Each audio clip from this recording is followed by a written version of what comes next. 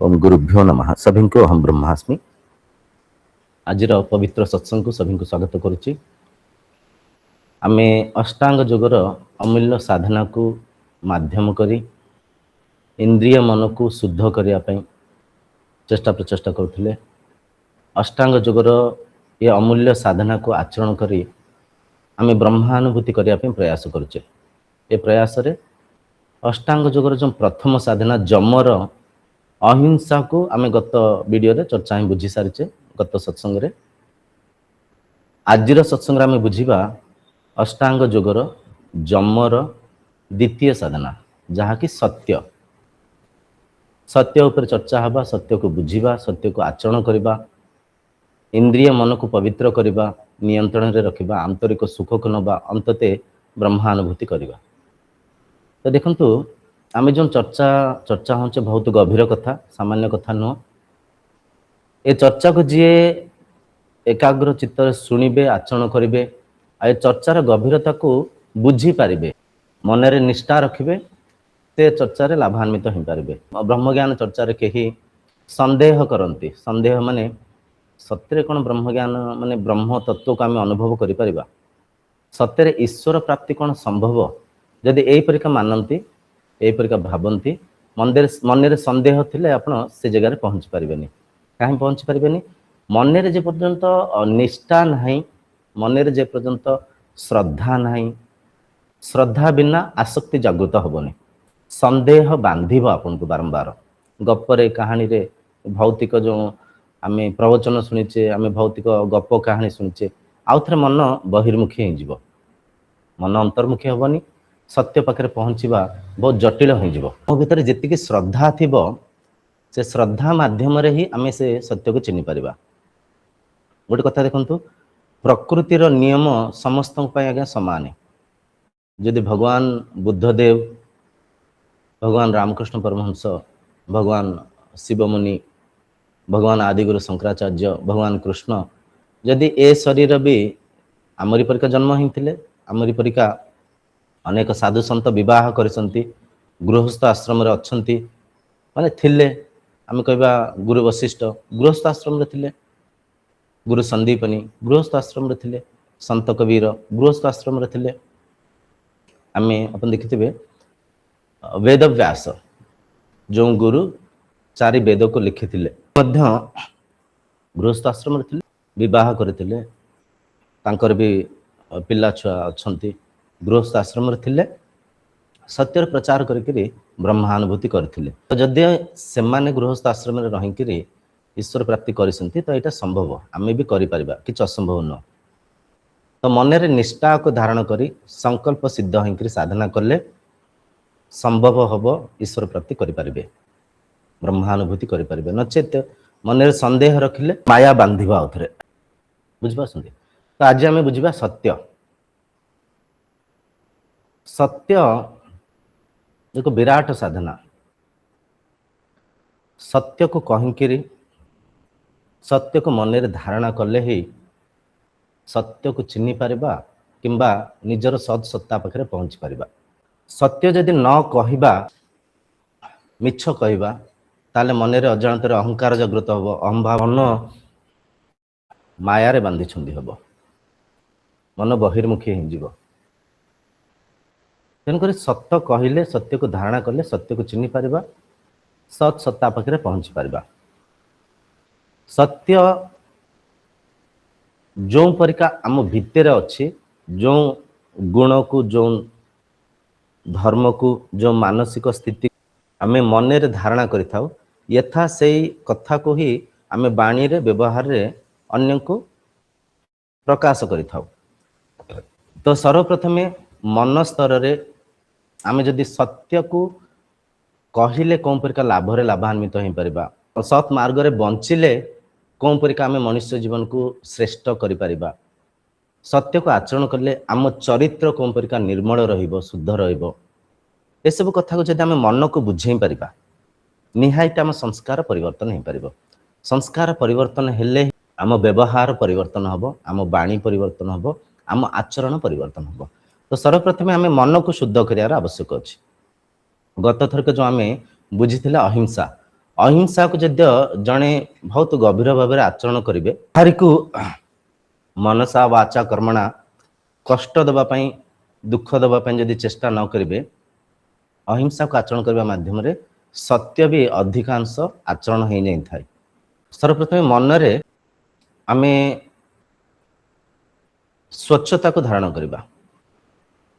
मनीष मिछ केतले कौन थाए एक रे निजर स्वार्थ पूर्ति करने मिछ कौन थाए दुई रे निज को ठीक साबित करने भी मिछ कौन थाए तीन रे अज्ञान रे मिछ कौन थाए। तो मिछ कहर कारण ये तीनटा मिछ कहवा पछाड़े से शरीर उद्देश्य कौन थाए शांति प्राप्त करवा आनंद प्राप्त करवा अविद्यारे से शरीर मानि थाए मु मिछ कहीकि जदि भौतिक वस्तु पदार्थ को एकत्र करदेली एकाठी करदेली मु जड़े बेपारी मु भावुची सत कहले के ठीक से मो पाखर जिनस किणवेनी मिछ कहीकि लोक भ्रम भ्रमित करी अधिक धन उपार्जन कले मु काले शांति रही पारि आनंद रही पारि मु मिछ कहीकि भोट पाई गले गोटे बड़ पदवी को मु धारण कले काले शांति रही पारि आनंद रही पारि मु मिछ कहीकि गोटे बड़ अनुष्ठान निर्माण करदेले काले मु शांति आनंद रही पारि माने मिछ कहीकि से शरीर अज्ञान रे शांति प्राप्त हम यपरिका कामना करुए किंतु आज आम बुझा मिछ कहले तक्षणिक ही अशांति रे बांधे ही जाऊँ तक्षणिक केमती आसते एमती बुझा आपण बाहर मिछ कहते अन्य को कहारी को भी आपण बाहर मिछ कहते किंतु आपण अंतरात्मा आपण मन जानी आपण मिछ कहते बाहर लोक को ठकी पारिबा किंतु निज को केबेले निज मन को निज संस्कार को निज इंद्रिय को एबे आमे मिछ कहि पारिबानी किंबा ठकी पारिबानी। तो बाहर तो मिछ कहते किंतु अंत मन रे आपण जानिसंती मु मिछ कहूँ तो ता माध्यम रे मन रे एक चंचलता एक भय एक दुख एक अजाणत एक पीड़ा सृष्टि होता है बुझिपारसंती कहीं आप जानी मु मिछ कहूँ जदि धरा पड़ जीव कौन हम जदि मिछ को से जानीदेवे कौन हम डर अच्छी किंतु लोभ मोहरे आम मिछ कही नौ गोटे मिछ को लुचेया आउ 10टा मिछ कह पड़ता है मिछ बढ़ी बढ़ी चली थाए मन में व्याकुलता चंचलता काले धरा पड़ जीवी काले जानीदेवे जानिले कौन हम मो चरित्र कौन हम मत कौन भावे अजाणत आम मिछ कहीकि निजक दुखित कर गोटे कथा विवेक ही परखंतु सत कहवा सहज सरल मिछ कहवा कष्ट जटिल किंतु मनुष्य अजाणत अविद्यारे काले शांति आनंद प्राप्त करिपारिबा काले भौतिक वस्तु पदार्थ एकत्र करिपारिबा काले प्रशंसा पाइबा एपरि ज्ञान विचार धारा को धारण करी मिछर सहारा नहीं थांती और अशांतिग्रस्त होता। तो बिल्कुल बनेर बसी नियंतु सत्य कहवा सरल सहज मिछ कहवा जटिल दुख किंतु आम अजाणत अविद्यारे मिछ कही नहीं था अज्ञान रे जड़े अंग्रेजी साइंटिस्ट अच्छा मिस्टर रिचर्ड पॉल जड़े अच्छा से जड़े पुलिस ऑफिसर अमेरिका रे पुलिस जो साइबर कैफ अच्छे गोटे किसी लोक मिसिक किसी साइंटिस्ट माने मिसिक कैदी मानक मनस्थिति को परखु थांती चोर मानकर कैदी मानकर मनस्थिति को परखु थांती आ से किसी एक्सपेरिमेंट करुथांती एक्सपेरिमेंट आम देखीचे ईसीजी कला को छाती रे किसी गोल गोलिया बटन्स नगिया ही थाए आम देखीचे पल्स रेट देखुना डॉक्टर माने स्टेथोस्कोप काने रगेंकरी हार्ट बीट देखुथांती सेमती लाइव डिटेक्टर को आविष्कार करसंती John Richard Paul lie detector को आविष्कार करसन लाइव डिटेक्टर माने गोटे ए परिका जंत्र से जंत्र को जनक शरीर रे नगेंकरी आमे तर्जमा कले से सत्य कहउसंती ना मिछ कहउसंती धरि परिबा। लाइव डिटेक्टर को पॉलीग्राफी टेस्ट भी कहा जाए पॉलीग्राफी टेस्ट बुझी पासंती लाइव डिटेक्टर से लाइव डिटेक्टर को आविष्कार केमती करले ता आधार कौन आमे जानि हमें लाइव डिटेक्टर को एमती आविष्कार कले से कैदी मान को देखु था देहर किसी जंत्रपाति नगेले जो फिंगर टिप आंगुठी देहरे किसी चुमुटा परिका किसी सेंसर्स को नगेले कहीं आम देहर जो रक्त ଏଇଠି ଆସିକିରି ଆଉ ଥରେ ସେ ପଛକୁ ଯାଇଥାଏ। ହୃଦୟର ଶିରା ଧମନୀ ଦିଟା ରକ୍ତର ନାଡି ଅଛି।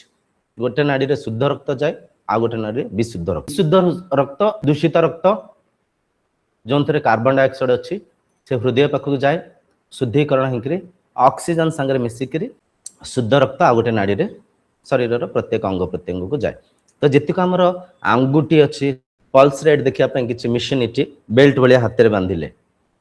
ତାପରେ ସେ କଣ କଲେ, ରେସ୍ପିରେଟୋରୀ ସିଷ୍ଟମ ନିଶ୍ୱାସ ପ୍ରଶ୍ୱାସ ଯେଉଁ ଚାଲିଛି, ଏଠି ଛାତି ଉପରେ କିଛି କିଛି ଯନ୍ତ୍ରପାତିକୁ ଖଞ୍ଜିଲେ, ଜଣେ ମଣିଷକୁ ବସେଇଲେ।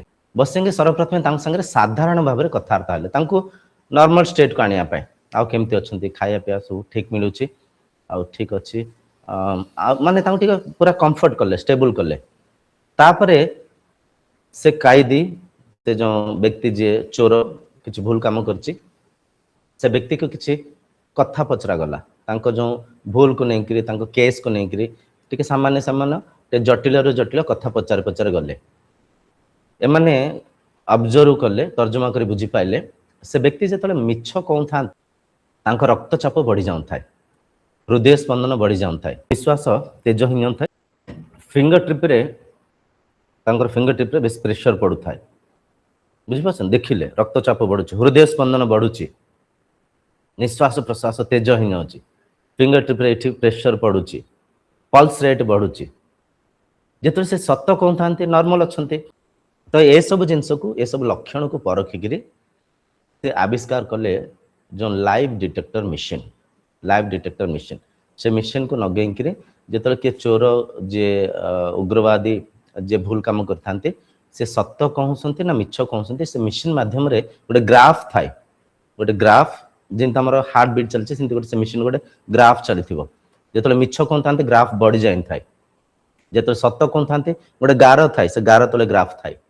ତା ମାଧ୍ୟମରେ ବୁଝିପାରିଥାନ୍ତି ଇଏ ସତ କହୁଛନ୍ତି କିମ୍ବା ମିଛ କହୁଛନ୍ତି। ଏଠି ଗୋଟେ ଗଭୀର କଥା ଅଛି, ଆମେ ତର୍ଜମା କରି ବୁଝିପାରିବା। ମିଛ କହିବା ଆଜ୍ଞା ଜଟିଳ। ଶାନ୍ତି ଆନନ୍ଦ ଭବିଷ୍ୟତରେ ମିଳିପାରେ ନ ମିଳିପାରେ, ଭବିଷ୍ୟତ କିଏ ଦେଖିଛନ୍ତି? କଳ୍ପନା ନୁହେଁ କି? କାଲି ଅଛି କି ସତ୍ୟରେ? କାଲି ନାହିଁ, କାଲି ସତ୍ୟରେ ନାହିଁ। ଯେଉଁ ସମୟ ବିତି ଯାଇଛି ସେ ସମୟ ଆସିବନି, ବିତି ଯାଇଛି ସରିଯାଇଛି। ଭବିଷ୍ୟତ ବି ଏକ କଳ୍ପନା। ଯେତେବେଳେ କାଲିଟା ଆଜି ହଉଛି, ସେ ସ୍ଥିତିକୁ ଯାଉଛେ, ସେ ସ୍ଥିତିରେ ରହିକି ଆମେ ସେ ସ୍ଥିତିକୁ ଅନୁଭବ କରୁଛେ। କାଲି ଯେତେବେଳେ ଆଜି ହଉଛି, ସେ ଆଜିରେ କାଲିକୁ ଆମେ ଅନୁଭବ କରୁଛେ। ମାନେ କାଲି ଏଠି ନାହିଁ, ଭବିଷ୍ୟତ ଏଠି ନାହିଁ, ଭବିଷ୍ୟତ କେବଳ କଳ୍ପନା। ତ ଭବିଷ୍ୟତର କଳ୍ପନା କରି ଅବିଦ୍ୟା ଅସ୍ମିତାରେ ଆମେ ବର୍ତ୍ତମାନକୁ ହରଉଛେ, ବର୍ତ୍ତମାନ ମନର ସ୍ଥିତିକୁ ବିଗାଡୁଛେ। କେତେ ବଡ଼ ଅସୁବିଧାରେ ଆମେ ଅଛେ, କେତେ ବଡ଼ ଅନର୍ଥ କରୁଛେ ବୁଝନ୍ତୁ। ଜୀବନ ଏଇ ମୁହୂର୍ତ୍ତରେ ଅଛି, ଏଇ କ୍ଷଣରେ। ଆମେ ଯଦି ମନକୁ, ଇନ୍ଦ୍ରିୟକୁ ପବିତ୍ର କରିବା, ଆଚରଣକୁ ଆମେ ଶୁଦ୍ଧ ରଖିବା, ତ ପ୍ରତି ମୁହୂର୍ତ୍ତରେ ଶାନ୍ତିକୁ ଆନନ୍ଦରେ ଜୀବନଯାପନ କରିପାରିବା। କାଲିରେ ଶାନ୍ତିକୁ ଆନନ୍ଦକୁ ଆକାଂକ୍ଷା କରିବାନି। ପଲିଗ୍ରାଫ ଟେଷ୍ଟ ମାଧ୍ୟମରେ ଏଇଟା ସାବିତ ହେଇଛି। ଆଉ ଏସବୁ କଥା ବହୁତ ଆଗରୁ ଆମ ଗୁରୁ ପରମ୍ପରାରେ, ସାଧୁ ପରମ୍ପରାରେ ସିଦ୍ଧ ପୁରୁଷମାନେ ବ୍ୟାଖ୍ୟା କରି କହିଥାନ୍ତି। ମହର୍ଷି ପତଞ୍ଜଳି ଯୋଗ ସୂତ୍ରରେ ବି ଏସବୁ କଥାକୁ ଲେଖିଛନ୍ତି। ବହୁତ ଦିନ ପୂର୍ବରୁ ଆମର ସବୁ କଥା ଆବିଷ୍କାର ହେଇଥିଲା, ଶାସ୍ତ୍ରରେ ବର୍ଣ୍ଣନା ଅଛି। କିନ୍ତୁ ଆମ ମାଇଣ୍ଡ ସେଟ୍ ଗୋଟେ ଆମେ ନ ପଢ଼ିବାରୁ ସାଇନ୍ସକୁ ମାନିଥାଉ, ଅନ୍ୟଙ୍କ ଆବିଷ୍କାରକୁ ଆମେ ସ୍ୱୀକାର କରିଥାଉ, ଆମ ଶାସ୍ତ୍ରକୁ ଆମେ ବୁଝିପାରିନଥାଉ। କାରଣ ଆମେ ପଢ଼ି ନଥାଉ, ତାକୁ ଗଭୀର ଭାବରେ ତର୍ଜମା କରିନଥାଉ। ଆଉ ଆଜି ତ ଗୋଟେ ଆମେ ଏମିତିଆ ଦୁନିଆରେ ଅଛେ, ଏମିତିଆ ସମୟରେ ଆସି ପହଞ୍ଚିଛେ, ଆଧ୍ୟାତ୍ମିକ ବିଦ୍ୟା ଗୋଟେ ଇନ୍ଦ୍ରିୟ ସୁଖ ପାଲଟି ଯାଇଛି। ବୈଦିକ ପରମ୍ପରା ଯେମିତି ଆଶ୍ରମରେ ଆମକୁ ଦୀକ୍ଷା ଶିକ୍ଷା ଦିଆଯାଉଥିଲା, ଯେଉଁ ମନାତୀତ କଥା, ଇନ୍ଦ୍ରିୟାତୀତ କଥା, ବ୍ରହ୍ମ ଜ୍ଞାନ ପ୍ରଚାର ହେଉଥିଲା, ସେପରିକା ହେଉନି। ତେଣୁକରି ଆମେ ମାନେ ମୂଲ୍ୟ କଥାର ଅମୂଲ୍ୟ ଅର୍ଥକୁ ଆମେ ବୁଝିପାରୁନେ, ବୁଝିପାରୁଛନ୍ତି। ତେଣୁକରି ସତ୍ୟ କହିବାଟା ସହଜ। ସତ୍ୟ କହିଲେ ମନ ସ୍ଥିର ରହିବ, ମନ ଶାନ୍ତ ରହିବ, ମନ ପବିତ୍ର ରହିବ। ତତ୍କ୍ଷଣିକ ସୁଖକୁ ପାଇପାରିବା। ସୁଖକୁ ଆନନ୍ଦକୁ ଆମେ ଭବିଷ୍ୟତରେ ଖୋଜିବାନି, ତତ୍କ୍ଷଣିକ ସୁଖ ଆମେ ପାଇପାରିବା। ଆଉ ଦ୍ୱିତୀୟ, ଯେହେତୁ ଆମେ ସାଧନାରତ ଅଛେ, ମନ ଶୁଦ୍ଧ ହେଲେ ହିଁ ମନ ସାଧନାରେ ଲାଗିପାରିବ। ଆପଣ ଭାବି ନିଅନ୍ତୁ କାହାରିକୁ ମିଛ କହି ନେଇଛନ୍ତି, ଆପଣ ସାଧନାରେ ବସିଥିବେ, ଧ୍ୟାନରେ ବସିଥିବେ, ଧାରଣା କରୁଥିବେ, ମନରେ ବିଚାର ଜାଗ୍ରତ ହେବ, ମୁଁ ମିଛ କହିଲି ସିନା, ए मिछ जदि सार जानीदेवे मैडम जानीदेवे कौन हम कौन भावे मो कथा केत बड़ भूल कली से मिछ को लुचिया आउ 10टा मिछ कह पड़ो मिछ बढ़ी बढ़ी चलो। आज दुनिया रे बहुत लोक सुगर बढ़ुची प्रेशर बढ़ुची ए मानसिक अस्थिरतार मानसिक अशांति मानसिक अशांति आज आम प्रेशर बढ़ुची सुगर बढ़ुची आउ हार्ट डिसीजेस ब्रेन हेमराइज ये सब कहीं हो प्रेशर बढ़िबार सुगर बढ़िबार कहीं सुगर बढ़ुची कहीं प्रेशर बढ़ुची मानसिक अस्थिरता कहीं बढ़ुची आमे मन को ठीक से बुझी पारने आमे टिके मन इंद्रियों को निज नियंत्रण रे करि पारने आमे सुख को आनंद को भविष्य रे खोजुचे आम आचरण रे अल्प अल्प त्रुटि रहूची तेणुक आम आज ये सब पीड़ारे पीड़ित अच्छे तेणुक सत कहवा जेहेतु सहज सत कहले जेहेतु तत्क्षणिक सुख मिल आ सबुठार बड़ कथा देखंतु सत कहले आपन चरित्र माने निर्मल रहिबो आपन चरित्र रे कोनसी दाग लागबनी समस्त आपन को विश्वास करिवे समस्त आपन को प्रशंसा करिवे कि मुंड टिके चली परिबे छाती रे हाथ पकई सोई परिबे मिछ कहले मनर अचिंता बढ़िबो मनरे व्याकुलता चंचलता बढ़िबो निद माड़बनी टेंशन बढ़िबो प्रेशर बढ़िबो सत कहले कौन से टेंशन रहिबनी। अनेक लोक कहि थांती बिजनेस रे आज्ञा मिछ न कहले बिजनेस चलेनी मूर्खामी आज्ञा गोटे कथा जेमती मु सेमती समस्ते मु अन्यंक मिछ को स्वीकार करिया पई प्रस्तुत अछि कि मो संगे जने व्यक्ति मिछ कथा कहउसंती मिथ्या व्यवहार करसंती मते भूल मार्गदर्शन करके भूल कथा कहउसंती मु से भूल को मु से मिथ्या को स्वीकार करि परिबे कि उत्तर आसब ना मु करिबेनी मु अन्यंक भूल को अन्यंक मिछ को मु सहिबेनी तो जदि मु अन्यंक मिछ को सहिबेनी स्वीकार करिबेनी ताले मु अन्यंक आगे मिछ केमती कहिबी से व्यक्ति मो मिछ को स्वीकार करिबे ए परिका केमती मु मानिबी जेमती मु सेमती समस्त ना समस्तंकर मन मनर दशा मनर स्थिति इंद्रिय इंद्रिय स्वभाव मनर स्वरूप ये सब तो प्रकृति रे समस्तंकर समान तेणुक जेमती मु सेमती समस्त आम निजे गोटे दुकान को जिते जाऊँ था आम चेष्टा करता से दुकानी ठीक रेट कहती कि ठीक दाम नियंती कि जो जिनस जी नबा कथा से नियंती कि आम विभिन्न थर व्याख्या करता ना ना ये दुकानी भल से दुकानी पाक जा से ठीक रेट ने मु जानी मुझे चिन्ही आम अन्य को रेकमेंड करता ये दुकानी भल ठीक रेट ने ठीक कथा कहे वर्ड ऑफ माउथ एडवर्टाइजमेंट हम जड़े ग्राहक आसते 10 जन तुंड बाइद सहस्रकोश आसबे आप जो बिजनेस जहाँ भी कर व्यवसाय दिन को दिन तरक्की हम वृद्धि कर मिछ कहले 2 थर 3 थर मिछ कहे कोठी ना कोठी आप मिछ से धरी पारे आप मिछ को परखी पारे जो भी आप मिछ को ग्राहक परखिले बुझिले से आउ थे रिपीट हेबे ना आउ थे आप दुकान को आसबेनि तेणुक ये जो अविद्यार आम मानिचे मिछ कहले बिजनेस चले यहाँ मिछ कथा सत कहले सब जिनस चले सतरे समस्त को बांधी पारिबा प्रेम रे समस्त को बांधी पारिबा सत्य प्रेम दया श्रद्धा स्नेह ए परिका अमूल्य शस्त्र शस्त्र शब्द ये विनियोग करछि ये शस्त्र को जब आम प्रयोग करिपरिबा सारा संसार को आम संगे बांधी पारिबा प्रेम रे श्रद्धा रे समस्त को बांधी पारिबा द्वेष रे राग रे जो मिछरे समस्ते दूरे जाई थांती तेणुक सत्य कहले मन स्थिर रहिबो चरित्र निर्मल रहिबो साधना सहजरे करि परिबा मानसिक शांति को प्राप्त करि परिबा किंतु मनुष्य अजाणतरे अविद्यारे मिछ कहि थाए भविष्यत रे शांतिर कामना करे बुझी पारछन्ती तो आम जो पॉलीग्राफ टेस्ट कथा बुझिले एटा प्रमाण जेतला आम मिछ कहि थाओ मन रे चंचल अस्थिर जागृत ही थाए आम बाहर मिछ कहूचे किंतु आम निजे जानीचे ना मु मिछ कहूची तो अजाणतरे मो मन भीतर एक वृत्ति जागृत हम काले मिछ धरा पड़ जाव मिछ को लुचिया पे आउ 10टा मिछ तेणुक आम जेहेतु साधना रथ अच्छे आज संकल्प करवा धीरे धीरे आंशिक आंशिक देखो कौन सी संस्कार एकदम परिवर्तन हुए किंतु धीरे धीरे आम आचरण कले समय आसी थाए आम जो चर्चा को चर्चा होचे सत्य को आचरण करवा से सत्य को आम आचरण करि परिबा संभव धीरे धीरे अल्प अल्प ମିଛ ଆଜିକାଲି ଆପଣ ଦେଖିଥିବେ ଅନାବଶ୍ୟକ ମିଛ କହୁଥାନ୍ତି ଲୋକ, କୋଉଠି ମିଛ କହିବାର ଆବଶ୍ୟକ ବି ନାହିଁ। ଛୋଟ ଛୋଟ କଥାକୁ ନେଇକରି ମିଛ କହୁଥାନ୍ତି। ଆପଣ ଦେଖିଥିବେ କିଛି ପ୍ରାଙ୍କ ଭିଡିଓ ଚାଲିଛି ସୋସିଆଲ ମିଡିଆରେ, ପ୍ରାଙ୍କ ଭିଡିଓ କଣ, ଅନ୍ୟଙ୍କୁ ଦୁଃଖ ଦେଇକିରି, ଅନ୍ୟଙ୍କୁ କଷ୍ଟ ଦେଇକିରି, ଅନ୍ୟଙ୍କୁ ମିଛ କହିକିରି ସେମାନେ ହସୁଥାନ୍ତି, ଆନନ୍ଦ ନେଉଥାନ୍ତି, ତମ ଗୁଣି ଶରୀର। ଆଉ ତାକୁ ବହୁତ ଲୋକ ପ୍ରଶଂସା କରୁଥାନ୍ତି, ହା ହା ବଢିଆ, ଦେଖ କେମିତି ଅନ୍ୟକୁ ଏମିତି ମିଛେଇ ଦେଲେ, ଅନ୍ୟକୁ ମିଛରେ କହିକିରି ଆମକୁ ହସେଇଲେ। ପ୍ରାଙ୍କ ଭିଡିଓ ଏଟା ଠିକ ନୁହଁ। ଅନ୍ୟକୁ କଷ୍ଟ ଦେଇକିରି, ଅନ୍ୟକୁ ପୀଡା ଦେଇକିରି, ଅନ୍ୟକୁ ଦୁଃଖ ଦେଇକିରି ଆନନ୍ଦ ସେମାନେ ହେଇଥାନ୍ତି ଯେ ତମୋ ଗୁଣୀ। ଆଉ ତମୋ ଗୁଣୀ କେବେ ଆନନ୍ଦରେ ଶାନ୍ତିରେ ରହିପାରିବେନି। ତେଣୁକରି ଏସବୁ ଅମୂଲ୍ୟ କଥାକୁ ଆମେ ବୁଝିବା।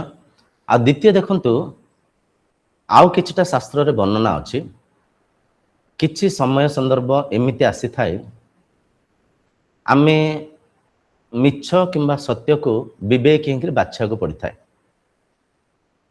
ଯଦି କିଛି ଆମ ସନ୍ଦର୍ଭ ଏମିତି ହେଲା, ଆମେ କିଛି ମିଛ କହିକିରି ଲୋକ କଲ୍ୟାଣ ହେଲା, ଜନହିତ ହେଲା, କାହାରି ହିତ ହେଲା, ତ ଶାସ୍ତ୍ରରେ କୁହାଯାଇଛି ସେଠି ସେ ମିଛ ମିଛ ନୁହଁ, ସେ ସତ୍ୟ କୁହାଇବ। ବହୁତ ସୂକ୍ଷ୍ମ କଥା ଏଇଟା, ନକାରାତ୍ମକ ଭାବରେ ନେବେନି, ବିବେକ ହିଁ ପରଖିଲେ ବୁଝିପାରିବେ।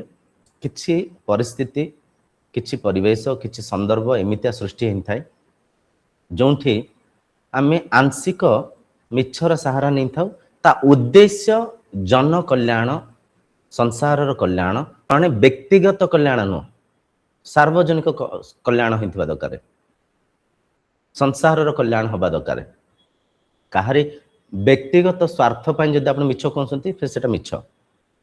ସମାଜର ସଂସାରର କଲ୍ୟାଣ ପାଇଁ, ହିତ ପାଇଁ ଯଦିଓ କିଛି ମିଛର ସାହାରା ନେଇଛନ୍ତି, ସେ ମିଛ ବି ସତରେ ହିଁ ଗଣାଯିବ ପରିସ୍ଥିତିକୁ ନେଇକରି।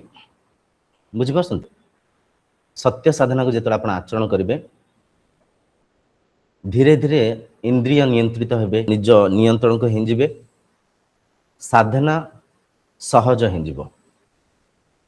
ନିଜ ଭିତରେ ଥିବା ଯାହା ବି କମି ଅଛି, ବ୍ୟବହାରରେ ଆମର ତ୍ରୁଟି ଥାଏ, ବେଳେ ବେଳେ ଆମେ କିଛି ବ୍ୟାଖ୍ୟା କରୁଥାଉ, ତା ଦେହରେ କିଛି ଭୁଲ ଥାଏ, ସେ ଭୁଲକୁ ଯଦି ଅନ୍ୟ କିଏ ଦର୍ଶେଇଥାନ୍ତି, ଚିହ୍ନି ପାରିଥାନ୍ତି, ବୁଝି ପାରିଥାନ୍ତି, ସେଠି ଆମେ ଆଉ ଥରେ ସେ ଭୁଲକୁ ଠିକ କରିବା ପାଇଁ ମିଛର ସାହାରା ନେଇଥାଉ।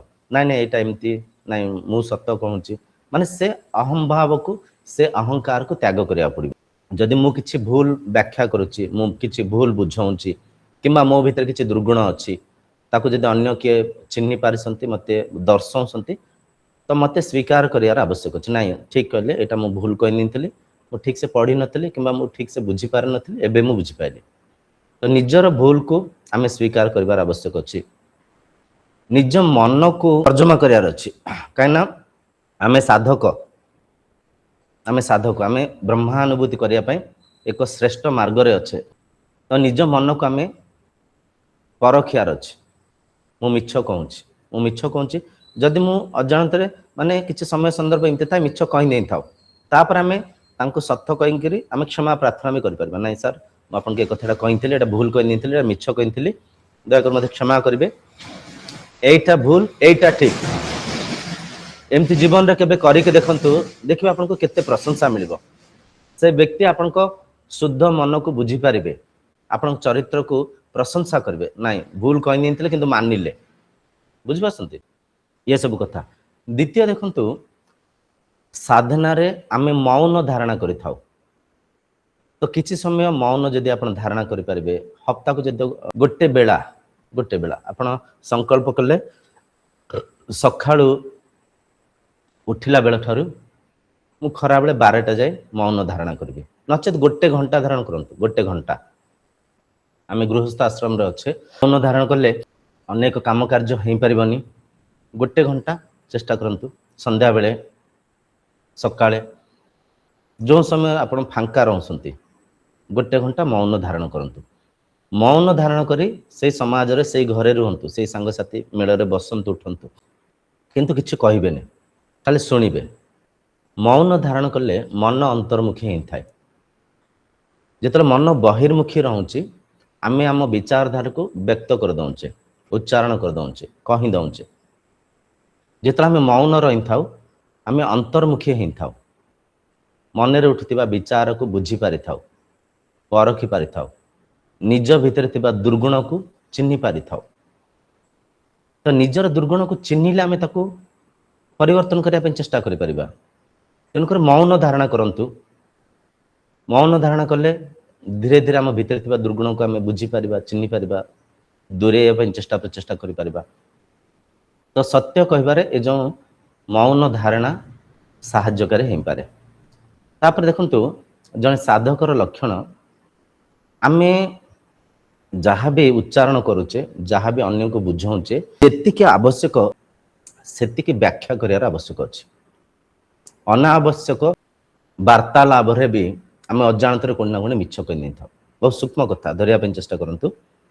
ଯେତେବେଳେ ଆମେ ସାଙ୍ଗସାଥି ମେଳରେ ବସି କିଛି ଚର୍ଚ୍ଚା କରୁଛେ, କିମ୍ବା କୋଉଠି ଶାସ୍ତ୍ର ଚର୍ଚ୍ଚା ହେଉଛି, କୋଉଠି ଜ୍ଞାନ ଚର୍ଚ୍ଚା ହେଉଛି, କୋଉଠି ଅଫିସରେ ଆପଣ ଅଛନ୍ତି, କିଛି କନଫରେନ୍ସ ହେଉଛି, ଡିବ୍ରିଫିଂ ହେଉଛି, ତ ସେଠି ଆପଣଙ୍କର ବି କିଛି କର୍ତ୍ତବ୍ୟ ଅଛି। ଆପଣ ବି କିଛି, ଆପଣଙ୍କୁ କିଛି ଉଚ୍ଚାରଣ କରି, କିଛି ବ୍ୟାଖ୍ୟା କରି ବୁଝେଇବା ପାଇଁ ପଡ଼ିଥାଏ। ତ ସେଠି ଦେଖନ୍ତୁ, ଯେତିକି କମ୍ କଥା କହିବେ, ଯେତିକି ଆବଶ୍ୟକ କଥା କହିବେ, ଯେତିକି ଉଚିତ କଥା କହିବେ, ତାହେଲେ ବାଣୀରେ ଅନାବଶ୍ୟକ କିଛି ଭାଷା, ଅନାବଶ୍ୟକ କିଛି ଶବ୍ଦ, ଅନାବଶ୍ୟକ କିଛି ମନସ୍ଥିତି ପ୍ରଦର୍ଶନ କରିପାରିବେନି। ମାନେ ଜଣେ ସାଧକ ଯେତିକି ଆବଶ୍ୟକ ସେତିକି ବ୍ୟାଖ୍ୟା କରିବାର ଆବଶ୍ୟକ ଅଛି, ବାର୍ତ୍ତାଳାପ କରିବାର ଆବଶ୍ୟକ ଅଛି। ଅନାବଶ୍ୟକ ଅଧିକ କିଛି କହିବା କଥା ନୁହଁ। ବୁଝିପାରୁଛନ୍ତି? ବହୁତ ସୂକ୍ଷ୍ମ କଥା। ମିତଭାଷୀ ମାନେ ଆମ ଭାଷଣକୁ, ଆମ ବ୍ୟାଖ୍ୟାକୁ ଶାଳୀନତା ସହିତ ଯେତିକି ଆବଶ୍ୟକ ସେତିକି କହିବା। ଅନାବଶ୍ୟକ ଆମେ ଯଦି ବନେଇ ଚୁନେଇ କହିବା ପାଇଁ ଚେଷ୍ଟା କରିବା, ତା ଭିତରେ ହେଇପାରେ ଆମ ମିଛ କିଛି ପ୍ରବେଶ କରିଯାଇପାରେ। ବୁଝିପାରୁଛନ୍ତି? ଆଉ ସବୁଠାରୁ ବଡ଼ କଥା ହେଲା, ମନସ୍ଥିତିକୁ ଆମେ ପରଖିବା, ମନସ୍ଥିତିକୁ ସୁଧାରିବା। ନିସ୍ୱାର୍ଥ ଭାବରେ ଯେତେବେଳେ କାର୍ଯ୍ୟ କରିବେ, କାମ କରିବେ, ମିଛର ସାହାରା ନେବାକୁ ପଡ଼ିନଥାଏ। ନିସ୍ୱାର୍ଥ ଭାବରେ ଭୌତିକ ସଂସାରରୁ କିଛି ଧନ ଉପାର୍ଜନ କରିବା ପାଇଁ ଆମେ ଯାହା ବି କାମ କାର୍ଯ୍ୟ କରୁଛେ, ସେ କର୍ମର ଫଳ ତ ଆମକୁ ମିଳିବ। ଆପଣ ଜଣେ ବିଜନେସମ୍ୟାନ୍ ଅଛନ୍ତି, କିମ୍ବା ଆପଣ ଜଣେ ଟିଚର ଅଛନ୍ତି, ଆପଣ ଜଣେ ପୂଜକ ଅଛନ୍ତି, କର୍ଣ୍ଣପନ୍ଥକୁ ଆଧାର କରି ଆମେ ଭୌତିକ ଜୀବନ ଜୀବିକା ପାଇଁ କିଛି କାମ କାର୍ଯ୍ୟ କରୁଥାଉ। ଆପଣ ଯାହା ବି ଅଛନ୍ତି, ସେ କର୍ତ୍ତବ୍ୟକୁ, ସେ କର୍ମକୁ ଏକ ପବିତ୍ର ଧର୍ମ ପରିକା ମାନିକିରି, ତାକୁ ପୂଜା ପରିକା ମାନିକରଣ କରିବାର ଆବଶ୍ୟକ ଥାଏ। ଆପଣ ଜଣେ ବିଜନେସ୍ କରୁଛନ୍ତି ମାନେ ଆପଣ ସେବା ଭାବରେ, ମୁଁ ଗୋଟେ 100 ଟଙ୍କାରେ ଗୋଟେ ଜିନିଷ କିଣିଛି, 102 ଟଙ୍କାରେ କିମ୍ବା 105 ଟଙ୍କାରେ ବିକିବି, ଯେତିକି ଆବଶ୍ୟକ। ଆଉ ଏଠି ପ୍ରଶ୍ନ ଉଠେ, କିଛି ଲୋକ ଏମିତି ବି କହିଥାନ୍ତି, ଆମେ ସତ କହିଲେ ଲୋକ ବାର୍ଗେନିଂ କରିଥାନ୍ତି, ଲୋକ ଆହୁରି ପଇସାକୁ। ଏଟା ଆଜ୍ଞା ମିଛ କଥା। ସମାଜରେ କ'ଣ କେଉଁ ଜିନିଷର କେତେ ରେଟ୍ କ'ଣ ଚାଲିଛି ସମସ୍ତେ ଜାଣିଛନ୍ତି। ଅଧିକାଂଶ ଲୋକ ଆଜିକାଲି ନେଟ୍ରେ ଦେଖନ୍ତି, 4ଟା ଦୋକାନରେ ସେମାନେ ବୁଲିଥିଲେ, ବୁଝିପାରିଥିବେ, ପରଖି ପାରିଥିବେ। ତେଣୁକରି ଯଦି ଆମେ ସତ କଥା କହିବା, ଆମର ଯେଉଁ ବିଜନେସ୍ ବି ଆଗକୁ ଯିବ। ଆମେ ଯଦି ଜଣେ ଶିକ୍ଷକ ଅଛେ, ଜଣେ ଶିକ୍ଷକ ଛାତ୍ରମାନଙ୍କର ଆଦର୍ଶ ହେଇଥାନ୍ତି। ସାର୍ କେମିତି ବସୁଛନ୍ତି, ସାର୍ କେମିତି ଉଠୁଛନ୍ତି, ସାର୍ କ'ଣ ପିନ୍ଧିଛନ୍ତି, ସାର୍ କେମିତି ତାଙ୍କ ବାଣୀକୁ ଉଚ୍ଚାରଣ କରୁଛନ୍ତି, ପିଲାମାନେ ଆପଣଙ୍କଠୁ ଶିଖୁଥାନ୍ତି ସବୁ କଥା।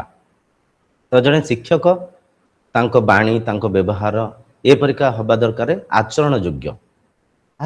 ଆପଣ ପିଲାଙ୍କ ଭବିଷ୍ୟତକୁ ନିର୍ମାଣ କରୁଛନ୍ତି, ଆପଣ ଜଣେ ମଣିଷକୁ ଗଠନ କରୁଛନ୍ତି, ଗଢ଼ୁଛନ୍ତି। ତେଣୁକରି ଶିକ୍ଷକମାନେ ମୁଖ୍ୟତଃ ତାଙ୍କ ବାଣୀ, ତାଙ୍କ ଆଚରଣ ଶୁଦ୍ଧ ରହିବା ଦରକାର। ଆପଣ ଜଣେ ରାଜନୈତିକ ନେତା, ମନ୍ତ୍ରୀ, ଆପଣଙ୍କ ହାତରେ ଦେଶର ଭବିଷ୍ୟତ ଅଛି। ଆପଣଙ୍କ ହାତରେ ସେ ସମ୍ପୂର୍ଣ୍ଣ ରାଜ୍ୟର, ଗ୍ରାମର, ବ୍ଲକର, ଜିଲ୍ଲାର କିମ୍ବା ଦେଶର ଯେଉଁ ପରିସ୍ଥିତିରେ, ଯେଉଁ ପଦରେ ଆପଣ ଅଛନ୍ତି, ଆପଣ ଜଣେ ନେତା, ଆପଣ ଯଦି ମନ୍ତ୍ରୀ ହେଇଛନ୍ତି, ତ ଆପଣଙ୍କ ବାଣୀ, ଆପଣଙ୍କ ବ୍ୟବହାର, ଆପଣଙ୍କ ଆଚରଣ ଯଦି ଶୁଦ୍ଧ ରହିବ, ସେବା ଭାବ ରହିବ, ଆପଣଙ୍କୁ ଯେଉଁ ଦାୟିତ୍ୱ ଦିଆଯାଇଛି, ସେ ଦାୟିତ୍ୱ ମାଧ୍ୟମରେ ଅନେକ ଲୋକ ଉପକୃତ ହେବେ, ଅନେକ ଲୋକ ଶାନ୍ତି ଆନନ୍ଦରେ ରହିବେ। ବୁଝିପାରୁଛନ୍ତି? ତ ଯଦି ଆପଣ କିଛି ଦାୟିତ୍ୱ ନେଇଛନ୍ତି, ଆପଣ ଜଣେ ଭଲ ଅଫିସର ଅଛନ୍ତି, ବଡ଼ ଅଫିସର, ଆପଣ କଲେକ୍ଟର, ଆପଣ ବିଡ଼ିଓ, ଆପଣ ତହସିଲଦାର, ଭଲ ପଦରେ ଅଛନ୍ତି, ତ ଆପଣଙ୍କ ଆଚରଣ, ଆପଣଙ୍କ ବ୍ୟବହାର, ଆପଣଙ୍କ ମନସ୍ଥିତି ଯଦି ଶୁଦ୍ଧ ରହିବ, ଆପଣ ଯଦି ସତ କହିବେ, ଆପଣଙ୍କ ମାଧ୍ୟମରେ ଅନେକ ଲୋକ ଲାଭରେ ଲାଭାନ୍ୱିତ ହୋଇପାରିବେ, ଶାନ୍ତି ଆନନ୍ଦରେ ଜୀବନଯାପନ କରିପାରିବେ। ଆପଣଙ୍କୁ ଯେଉଁ ଦାୟିତ୍ୱ ଦିଆଯାଇଛି ସେ ଦାୟିତ୍ୱ ସଫଳୀକୃତ ହେବ। ତେଣୁକରି ଚାକିରିକି ଦାୟିତ୍ୱ ଭାବରେ ତାକୁ ନେବା, କର୍ତ୍ତବ୍ୟ ଭାବରେ ତାକୁ ଆମେ ନିଷ୍ଠାବାନ ହେଇକରି ନିର୍ବାହନ କରିବା, ଯାହା ମାଧ୍ୟମରେ ନିଜେ ବି ଶାନ୍ତିରେ ରହିପାରିବା, ଅନ୍ୟଙ୍କ ଶାନ୍ତିରେ ସାହାଯ୍ୟ ହେଇପାରିବା, ସାହାଯ୍ୟ କରିପାରିବା। ତେଣୁକରି ସତ୍ୟ କହିବାର ଆବଶ୍ୟକ ଅଛି। ଆମେ ଅନେକ ଗପ କାହାଣୀ ଆଉ ଅନେକ ହିଷ୍ଟ୍ରିରେ କଥା ବି ଶୁଣିଛେ। ଚରିତ୍ରରେ ବହୁତ ସାରା ସାଧକ ରାଜା ତାଙ୍କ ଜୀବନୀ କଥା ଆମେ ଶୁଣିଛେ। ମହାରାଜ ହରିଶ୍ଚନ୍ଦ୍ରଙ୍କ କଥା ଶୁଣିଛେ। ହରିଶ୍ଚନ୍ଦ୍ର ସତ୍ୟବାଦୀ ଥିଲେ। ସେ ତାଙ୍କ ନିଷ୍ଠା ଏତେ ଅଟଳ ଥିଲା, ତାଙ୍କ ସମ୍ପୂର୍ଣ୍ଣ ରାଜ୍ୟକୁ ସେ ଦାନ ରୂପରେ ଦେଇ ନେଇଥିଲେ। ତାଙ୍କ ପତ୍ନୀଙ୍କୁ ପୁତ୍ରଙ୍କୁ ବି ଦାନ ରୂପରେ ଦେଇ ନେଇଥିଲେ। ସତ୍ୟବାଦୀ ହରିଶ୍ଚନ୍ଦ୍ର, ଆଜି ବି ଆମେ ତାଙ୍କୁ ମନେ ପକାଉଛେ। ତେଣୁକରି ସତ କହିବାର ଆବଶ୍ୟକ ଅଛି। ସତ କହିଲେ ମନ ପବିତ୍ର ହେବ, ମନସ୍ଥିତି ଆନ୍ତରିକ ସୁଖକୁ ଆନନ୍ଦକୁ ନେଇପାରିବ। ଆମର ଯେଉଁ ଶରୀରର ଅଙ୍ଗ ପ୍ରତ୍ୟଙ୍ଗ ଆରୋଗ୍ୟ ରହିବ, ଅସ୍ଥିର ଚଞ୍ଚଳ ହେବନି। କାହିଁକିନା ସବୁ ମନ ଉପରେ ନିର୍ଭର ଅଛି। ମନ ଚଞ୍ଚଳ ଅସ୍ଥିର ହେଲେ ସେ ମନସ୍ଥିତି ଶରୀର ଉପରେ ଚାପ ପକାଉଥାଏ। ଶୁଣନ୍ତୁ, ଆପଣ ଗୋଟେ ବାଇକ୍ ଡ୍ରାଇଭ୍ କରି ଯାଉଛନ୍ତି, ଗାଡ଼ି ଚଲାଉଛନ୍ତି କିମ୍ବା କାରରେ ଯାଉଛନ୍ତି। ଗୋଟେ ଭାବିନ୍ତୁ ଗୋଟେ ବିଲେଇଟେ କିମ୍ବା ଗୋଟେ କୁକୁର ଛୁଆଟେ ଗାଡ଼ି ପାଖକୁ ଆସିଲା, ଭଡ଼କିନା ଆସିଲା ପରେ ଆପଣ ସଡନ୍ ବ୍ରେକ୍ ମାରିଲେ, ଆପଣ କଣ୍ଟ୍ରୋଲ କଲେ। ସେ କୁକୁର ଧୀରେ କିମ୍ବା ସେ ବିଲେଇ ଧୀରେ ଗାଡ଼ି ବାଜିନି, କୁକୁର ସୁରକ୍ଷିତ ଅଛି କିମ୍ବା ସେ ବିଲେଇ ସୁରକ୍ଷିତ ଅଛି, ସେ ସେଠୁ କ୍ରସ୍ କରିକି ପଳେଇଲା। ଆପଣ ଦେଖିବେ କିଛି ସମୟ ପାଇଁ କିନ୍ତୁ ଛାତି ଧକ୍ ଧକ୍ ହୁଏ, କେତେ ମାନେ ମନ ଭିତରେ କେତେ ପ୍ରେସର ଜାଗ୍ରତ ହୋଇଥାଏ, ମସ୍ତିଷ୍କ ଭିତରେ କେତେ ଚଞ୍ଚଳତା ଅସ୍ଥିରତା ସୃଷ୍ଟି ହୋଇଥାଏ। କୁକୁର ସାଙ୍ଗରେ କିଛି ହେଇନି, ତଥାପି ମନସ୍ଥିତି ଦେଖନ୍ତୁ।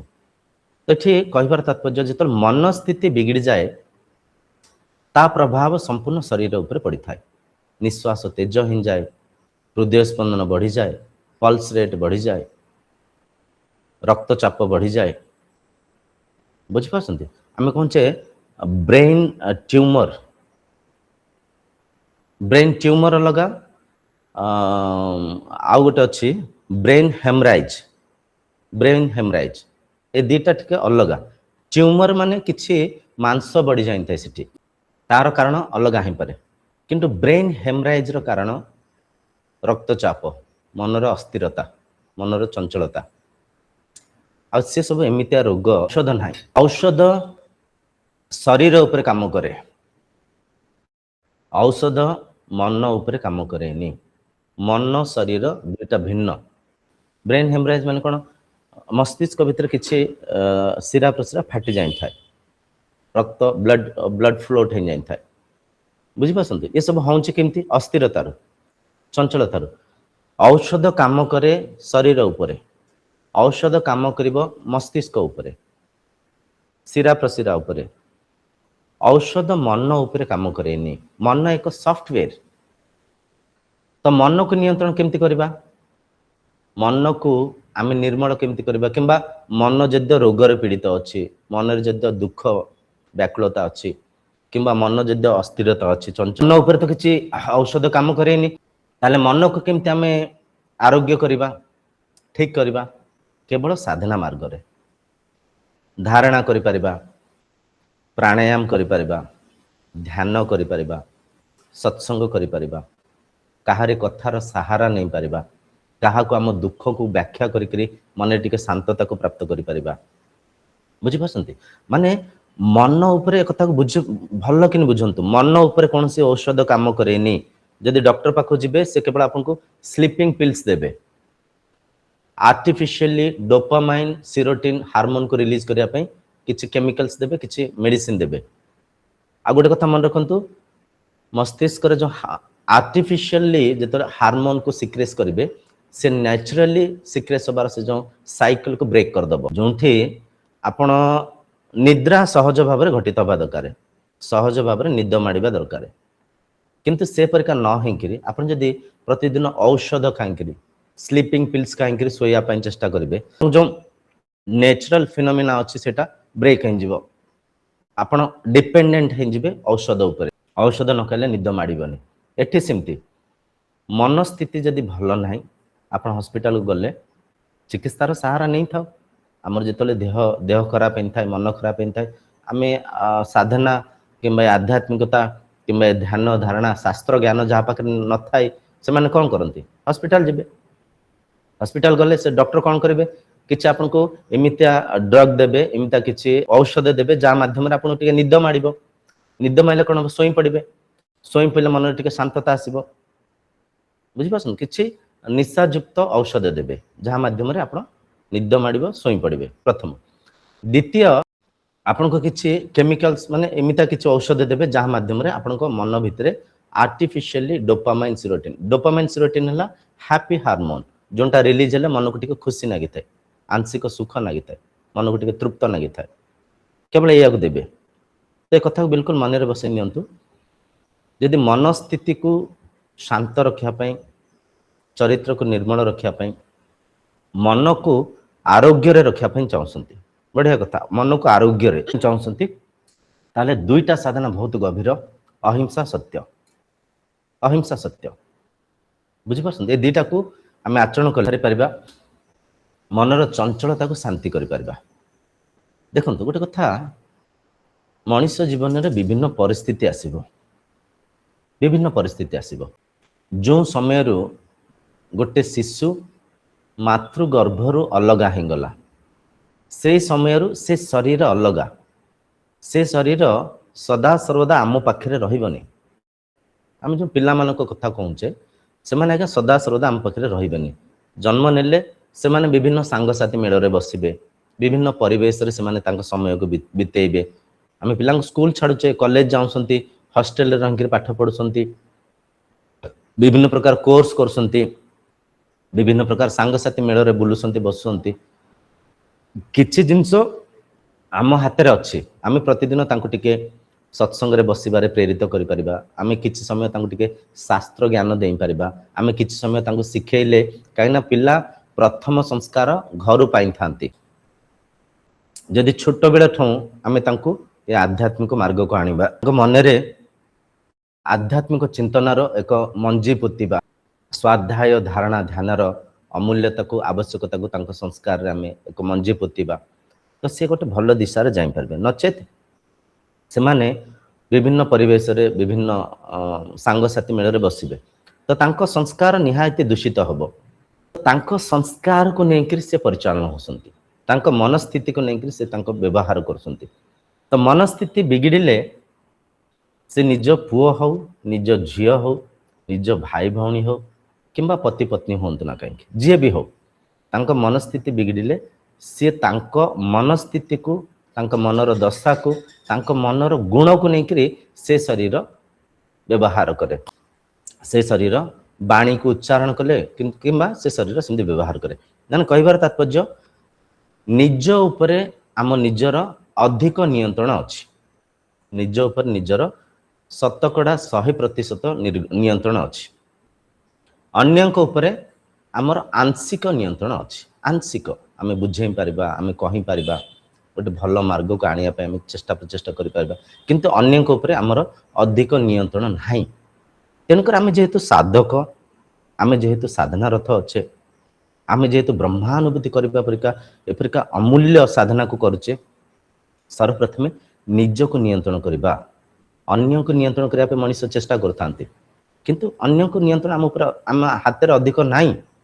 ସେ ଶରୀର ତା ମନସ୍ଥିତି, ତା ମନର ଗୁଣକୁ ନେଇକରି ସେ ପରିଚାଳନା କରୁଛି। ତେଣୁକରି ଆମେ ଅନ୍ୟକୁ ନୁହଁ, ନିଜକୁ ନିୟନ୍ତ୍ରଣ କରିବା। ମନ ନିଗ୍ରହ। କିଛି ସମୟ ବସିଲେ ଦେଖିଲେ କୋଉଠି କଳି କଳହ ହେଲା, ପାଟିତୁଣ୍ଡ ହେଇଗଲା, ଆମେ ସମାଜରେ ଅଛେ ତ କଳି କଳହ ହେଇପାରେ। କଳି କଳହ ପଛାଡ଼େ କୋଉଠି ଆମ ନିଜର ଭୁଲ ଥାଏ, କୋଉଠି ଅନ୍ୟଙ୍କର ଭୁଲ ଥାଏ, ବୁଝିପାରୁଛନ୍ତି? କୋଉଠି ବି ଯଦି ଟିକେ ମତାନ୍ତର ହେଲା, କଳି କଳହ ହେଲା, ଆମେ ଟିକେ ଶାନ୍ତ ହେଇକିରି ଏକାନ୍ତରେ ନିଜେ ବସିବା। ସେ ପରିବେଶରେ ଯେଉଁ କଳି ହେଲା, କଳହ ହେଲା, ତା କାରଣକୁ ଆମେ ତର୍ଜମା କରିବା। ଯଦି ନିଜର ଭୁଲ ଲାଗୁଥାଏ, ବେଳେବେଳେ ଏମିତି ହେଇଥାଏ, ନିଜେ ଭୁଲ କରିଥାଉ କିନ୍ତୁ ଆମେ ସେ ଭୁଲକୁ ମାନି ନଥାଉ, ସେ ଭୁଲକୁ ଲୁଚେଇବା ପାଇଁ ଆମେ ଅନେକ ପ୍ରଚେଷ୍ଟା କରିଥାଉ, ଅନ୍ୟକୁ ଆମେ କଷ୍ଟ ଦେବା ପାଇଁ, ଅନ୍ୟକୁ ଭୁଲ ଦର୍ଶାଇବା ପାଇଁ ଆମେ ଚେଷ୍ଟା କରିଥାଉ। ଯଦି ଦୟାକରି ନିଜର ଭୁଲ ଥାଏ, ଦୟାକରି ଯିବେ, ଭୁଲ ମାଗିଦେବେ, ମୋର ଆଜ୍ଞା ଭୁଲ ହେଇଯାଇଛି, ମୋର ଭାଇ, ମୋର ମା, ମୋର ଭୁଲ ହେଇଯାଇଛି, ମୋତେ କ୍ଷମା କରିବେ। ମୁଁ ଗୋଟେ ଏମିତି ଅଜାଣତରେ ଏମିତି କହି ନେଇଛି, ଏମିତି ଭାବି ନେଇଥିଲି, ମୋର ଭୁଲ, ମୁଁ ସ୍ୱୀକାର କରୁଛି। ତ ବହୁତ ସହଜ ରୂପରେ ସେ କଳିଟା ଆଉ ଥରେ ଆତ୍ମୀୟତାରେ ପରିବର୍ତ୍ତନ ହେଇଯିବ। ଆଜିକାଲି ଆପଣ ଦେଖିଥିବେ କୋର୍ଟ କଚେରୀ, ଭାଇ ଭାଇଙ୍କ ଭିତରେ ଝଗଡ଼ା ଝାଣ୍ଟି ଚାଲି ଭାଇ ଭାଇକୁ ଜେଲକୁ ଦେବା, ଭର୍ତ୍ତି କରିବା ପାଇଁ ଅନେକ ଯୋଜନା କରୁଥାନ୍ତି। ଏସବୁ ଅଜ୍ଞାନ, ଏସବୁ ମୂର୍ଖ। ଆମେ ଜାଣିଛେ ସମାଜ ସଂସାର ଅନିତ୍ୟ, ଯାହା ବି ପାଇଛେ ସବୁ ହରେଇବା। ଆମେ ବିଭିନ୍ନ କଥା ବ୍ୟାଖ୍ୟା କରି କହୁ, ଶରୀର ସ୍ତରରେ ଆମେ କଥା ହଉଛେ, ଆତ୍ମା ସ୍ତରକୁ ଯିବେନି। ଶରୀର ସ୍ତରରେ ଶରୀର ଯାହା ବି ପାଇଛି, ଶରୀର ଏ ଯେଉଁ ଖୋଳପା ଯେତେବେଳେ ଭାଙ୍ଗିବ, ଏ ସ୍ୱପ୍ନ ବି ଭାଙ୍ଗିବ। ବୁଝିପାରୁଛନ୍ତି? ଏ ଖୋଳପାର ଅନ୍ତ ହେବା ସଙ୍ଗେ ସଙ୍ଗେ ଏ ସ୍ୱପ୍ନ ଭାଙ୍ଗିବ, କିମ୍ବା ଏ ଶରୀର ଯଦି ସାଧନାରେ ସିଦ୍ଧି ପ୍ରାପ୍ତ କଲା, ତୁରୀୟ ସ୍ଥିତିକି ଗଲା, ଏ ସ୍ୱପ୍ନକୁ ବୁଝିପାରିବ। ତ ଏ ଯେଉଁ ସ୍ୱପ୍ନ ଥିଲେ ସଂସାରରେ କିଛି ବି ନିତ୍ୟ ନୁହେଁ, ସବୁ କିଛି ଅନିତ୍ୟ। ତ ଅନିତ୍ୟ ବସ୍ତୁକୁ ଆଶା ଅଭିଳାଷା କରି ଆମେ ଯଦି ବନ୍ଧୁ ସମ୍ପର୍କକୁ ଦୂଷିତ କରିବା, ପ୍ରଦୂଷିତ କରିବା, ତାହେଲେ ଆମଠାରୁ ଅବିବେକୀ କେହି ନାହାନ୍ତି, ଆମଠାରୁ ଅଜ୍ଞାନୀ ଏ ସଂସାରରେ କେହି ନାହାନ୍ତି। ତେଣୁକରି ନିଜକୁ ନିୟନ୍ତ୍ରଣ କରିବା, ସଙ୍ଗେ ସଙ୍ଗେ ଏ କଥାକୁ ବୁଝିବା, ଆମ ପୁଅ ହୁଅନ୍ତୁ, ଝିଅ ହୁଅନ୍ତୁ, ପତି ହୁଅନ୍ତୁ, ପତ୍ନୀ ହୁଅନ୍ତୁ, କିଏ ବି କେବେ ବି ତାଙ୍କ ମନସ୍ଥିତି ବିଗିଡ଼ି ପାରେ। ତାଙ୍କୁ ଆମେ ଆଂଶିକ ବୁଝିବା ପାଇଁ ଚେଷ୍ଟା କରିବା। ତ ପ୍ରଥମେ ଆମ ପ୍ରଚେଷ୍ଟା ରହିବାର ଆବଶ୍ୟକ ଅଛି, ନିଜକୁ ନିୟନ୍ତ୍ରଣ କରିବା, ନିଜର ବାଣୀକୁ, ନିଜର ଚିନ୍ତାଧାରାକୁ ନିଜେ ଆମେ ସତ୍ୟକୁ ଆଚରଣ କରିବା। ଦେଖନ୍ତୁ, ଜଣେ ଜଣେ ଯଦି ନିଜକୁ ସୁଧାରିବା ପାଇଁ ଚେଷ୍ଟା କରିବେ, ସମାଜରେ ବିରାଟ ପରିବର୍ତ୍ତନ ଆସିବ।